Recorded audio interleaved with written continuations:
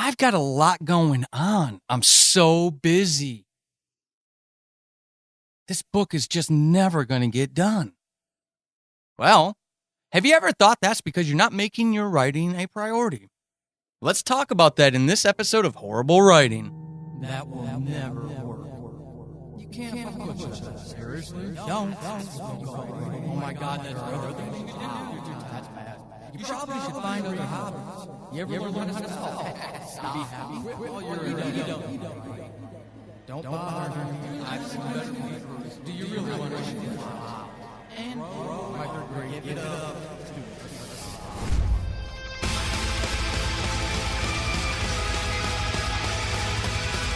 Welcome to Horrible Writing, the rawest, most candid, in-your-face writing show on the interwebs because none of us have time to suck. Let's do this.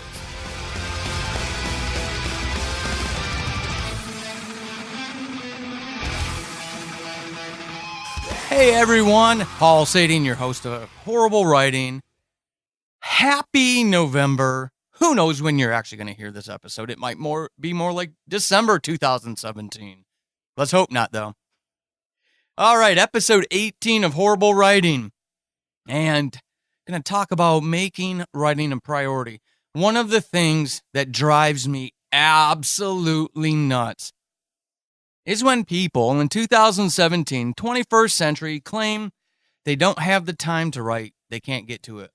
That in itself isn't so bad, as much as it's the folks who are envious, jealous, or passive-aggressively reaching out, striking out at those people who do write and actually produce things, and then claim that they don't have the time. That's the problem that I have. Now, this show is going to be focused on positive change, positive impact for writers out there. That's why I take time away from my life, take time away from my writing to do these episodes. But one of the things, 18 episodes in, unless you're brand new, hey, if you're brand new, welcome. We're going to get real quick for you. One of the things I will always be with you is candid. I'll be real, and it's a crutch. It's a crutch to say you're too busy, that you don't have time to write. So let's stop. Let's agree to never, ever say those words again. Because that's not accurate, and that's not fair. It's not fair to you. It's not fair to those stories inside of your head. You need to make writing a priority, one priority at a time. That's the facts, Jack, for those of you who are older in the crowd. So, the other day, the thing that inspired this episode, the other day on my personal Facebook page, I've got a lot of audio drama friends and a lot of writer friends in my Facebook circles, and I made a post about how over the last 3 days, I am not taking part in NaNoWriMo. I've got too many projects going on, writing projects going on, to dedicate it to one work, and plus, I write like that anyways all the time. I personally don't need an event to motivate me to write. It's fine if that's what you need to kick you in the butt and get you writing. Totally acceptable. Whatever gets you to put words into a Word document or a Scrivener project or a notepad or a piece of paper, whatever format, whatever medium you use. That's great. If that's for you. It's not for me. I don't need it, and I've never needed it. And the other day, I made a post about having written 10,000 words in the last 2.5 days and how good it feels to finally just be in writing mode again. For the longest time, since the inception of this show, in fact, in the summer of 2017, I've been in a partial writing, partial editing mode. When I launched this show, I already had the second season of Subject Found written. I'm not writing the second, third, fourth, or fifth season of Diary of a Madman. Those seasons are being written by someone's else. And I had been writing Who Killed Julie. I had just finished wrapping it up right before or right as this was launching. So, since that time, I had, and my two manuscripts were already written. in draft form. So since this show's inception of the summer 2017, I haven't had a project to really dive into. I've had tons of editing on Who Killed Julie, on the novels, the 2 manuscripts, and well, you figure we're into November now, so we're talking July, August, September, October, November, a little bit of June, so around 5 months. 2 short stories a month for my patrons. That's 10 other stories that I've been writing and editing, and haven't really had a chance to get into the writing flow. Now that all changed at the beginning of November because it's time. We are halfway through producing the 2nd season of Subject Found. I need to get the 3rd season written so that John has plenty of time to develop the world that you're going to hear, especially with season 3, because as he has taught me a lot about sound, I have incorporated that into my writing. I'm writing for sound. Sound is part of my process now. And so I need to get ahead of him on that to give him that plenty of time.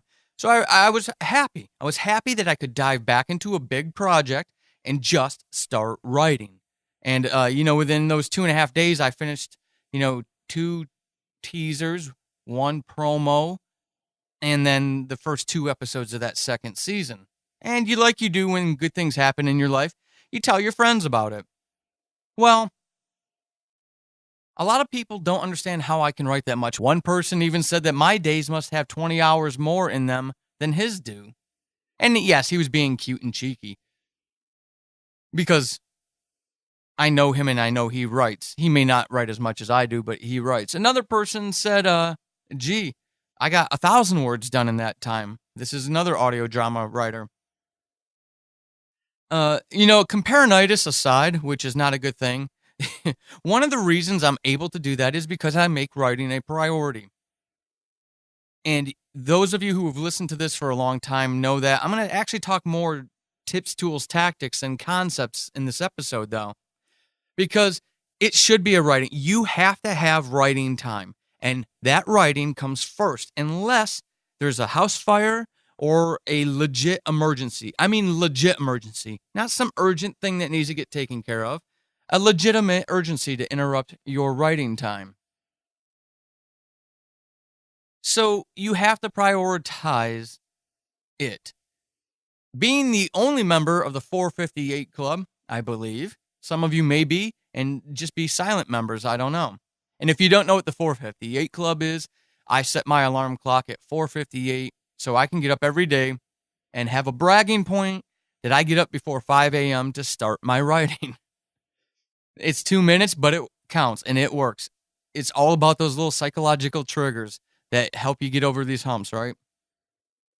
Besides doing that and just buckling down and getting in front of this computer and writing, one of the other things that you have to do to make it a priority, besides the dedication, the discipline, is to actually get organized.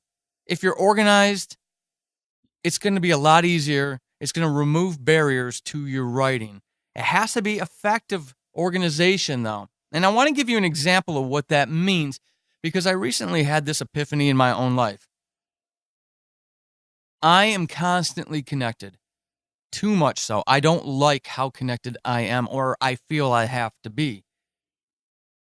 It's part of the poison, it's part of the problem, it's part of the game, right? If you want to have or be somewhat of a public figure and you want people, those wonderful, sometimes nameless, faceless people, sometimes named and faced people who like your stuff, you got to put yourself out there for them. So you have to get involved in, things like social media. So I'm always plugged in, and in executing those things, since I'm always on my phone, I send myself a lot of emails when I have ideas, when I see something that could be used as research, when I see something that could be used as a story. And I constantly send myself emails. When I owe people things, there are a lot of people I owe things to. A lot of people. And, it got to the point a couple weeks ago where non-spam, non-commercial, non-promotional emails. So take all of those, every time you're subscribed to something and someone sends you an email on it, take all of those emails and do not count them. I am strictly talking about other human beings I owe something to, or myself, sending myself emails to check things out. I had over 500 emails in my Gmail account. There are things in there I found the other day cleaning that account out that I had story ideas for Atheist Apocalypse. And for those of you who don't know why that's funny, Atheist Apocalypse is my first audio drama. We just started our 4th season a couple of weeks ago, as of this recording, a couple of weeks ago. And it's also the final season of that show, which was written a year ago. And I still have emails in my email box about story ideas to incorporate in that show that I finished writing a year ago. I was not effectively organized, and it's having an impact on my writing because all these things that I owe people or these to-dos that directly impact my writing business, my writing product, are sitting in that slush pile of emails. It's got to stop. So I've gone the old paper route. I got me some nice, big, fat sticky notes. I'm not talking about those little square ones, but the actual larger rectangle ones that are, 3 inches by 5 inches or something. They're pretty large, lined, and I make my little check mark box, bullet points to myself of things I do, and I stick them right underneath my 2 computer monitors that I'm looking at right now while I'm recording. It makes my desk slightly messy. I'm not completely obsessive compulsive about neatness, but it does irritate me, and I want it to, because if it irritates me, it stays on the front of my mind, and I start checking these things off. Whereas if I tuck things away into an email account that was only a couple of months ago at breaking 200 emails and now is over 500 emails, I've got a problem, and it was time I recognized it. And it was time I did something about it because I was getting distracted with the newest things in that email slush pile and forgetting about all these other things that needed to get done. So that was my solution. What are you doing to effectively organize so that you can dedicate your time to writing? Again, you define that time. I do it for 2 hours every single morning during the week, and then I will pick up an hour on Saturday and Sundays to write or edit when I don't have family obligations, because I make my family a priority on the weekends. I don't get to see them that much during the week. So that's important to me. It's about having that balance. But what are you doing? How effectively organized are you so that when your time to write comes, you can actually write? You can write what you want to write. And stop giving yourself those excuses. No one gets to say, I don't have time to write. If you're saying that, then you're not organized enough to actually write. There's 24 hours in a day. You can write if you want to. If you want to use those crutches and insist that you don't have time to write, then is this really the thing that you want to do? And that's okay if the answer is no, because it may be a temporary no. It may be just, no, not right now. Just be honest with yourself. Because on multiple levels that we don't have time to get into in these episodes, that has a psychological impact that could bear out years from now when you get back into this. If you want to just pretend that you're going to write someday, that's whatever purpose it serves. That's an individual thing. But for me, as I say almost each and every episode, I am speaking to those writers who are serious, who seriously want to write. Doesn't matter what it is. A poem a month, a book a year, audio drama every couple months. Whatever it is that you're looking to write, that you want to write. If you're serious, you got to organize yourself to leverage that time that you do have, whether, again, it's 15 minutes or 2 hours or 6 hours. That's how you get to those zero word count days. I need to come up with a catchier phrase for it. But one of my goals is to never fill in my word count spreadsheet. Yes, I track my daily word counts each and every day. But my goal is to never have a cell in that spreadsheet, a box, a block in that spreadsheet, never have a 0 word count day. That's my goal. And ever since I really, truly dedicated myself to it, I don't have one, except for times when I couldn't help it. Getting up at 4 o'clock in the morning to travel across the country. If I'm not traveling, then I'm writing. And sometimes when I do travel, I'm writing. So what are you doing to be effectively organized so that you can write? Now, word count update. As of the recording on today, Veterans Day, happy Veterans Day, the 11th of November, 86,000 words since July 4th. And about 35,000 words of that 86,000 was a 7-day period. Again, though, I spent most of the last few months doing nothing but editing. So my writing has been very limited. So I'm okay with that. I'm going to get this season done, and then I'm going to start working on that book for the second season of Subject Found. So I should have a few months of some really nice word counts. We'll see. We'll see how it is. All right. Uh-oh. Oh, here it comes. Oh, man. It's time for some horrible writing.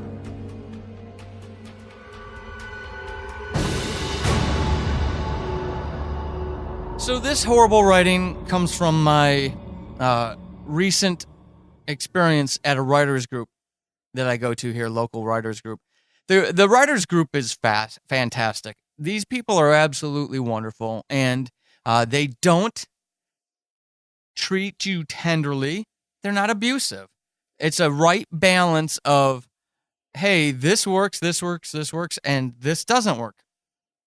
And so they're really, really, really a healthy group to be part of. One of the things that I've learned in the 4 months of going to the group and the last couple months of going to it weekly, where I used to go bi-weekly, is I double write. And what I mean by double write is I don't have the faith in my audience or myself to just say something once and be done with it. I will go back in another sentence, usually in the same paragraph, sometimes, too many times, in the very next sentence, and I will essentially say what I just said. I'll just say it another way. It's like I will tell and then show. It's like my brain is trying to catch up and realize, those bad writing habits of telling, and then my brain recognizes it. So instead of just deleting that and rewriting it in a more effective form or fashion, I just go restate the thing in a showing manner. And it really deadens my pace. It makes my writing fat. It balloons it, and I don't need it. Now, the nice thing is I'm starting to self-identify those things before I take them to the writers group. So that's cool. But I'm not doing it enough when I'm writing. It's all part of the process. It's all part of improving, right? So that's my little bit of horrible writing recommendation to you is look for that double speak. Are you saying the same thing more than once? Because if you are, it's a lack of confidence in yourself and your writing abilities, or a lack of confidence in your audience. Neither one is a positive. So fix it, because I am. And then if you fix it, let me know how you did it so I can fix mine. All right. Hey, thank you for your download and listen. I hope you've been enjoying the interview series. I do have a number of interviews that I'm lining up with other writers, and I'm waiting to build my catalog a little more of interviews because I really enjoy those times in those chats with the folks who are willing to come on and actually share what I'm asking them to share. I know that's not necessarily an easy thing to do. So I hope those have been beneficial. I hope those have been enjoyable. If you want to make an appearance on the show, you are a writer. You know the game by now. I'm looking for soft skills. I'm not looking for tools tactics and that know-how or the how-to of the publishing industry. I want you to be a human being and come on and talk about your horrible writing. In the meantime, for those of you who just enjoy listening to the show, please go tell other people about it. Please go give it a 5-star rating and review on whatever podcatcher you use. And if you don't use a podcatcher, go use iTunes/Apple Podcast and rate and review the show there so that other people can find it, please. The audience has been growing nicely. It's encouraging. I just want to see more of it because I like dealing with other writers. Until we talk again in episode 19, keep being epic. This has been Horrible Writing, and hopefully after this episode, you suck less than you did at the beginning. I am Paul Sading, your host extraordinaire. You can find me over on the Twitterverse @WritingHorrible and over at paulsading.com/horrible-writing. Until next time, suck less.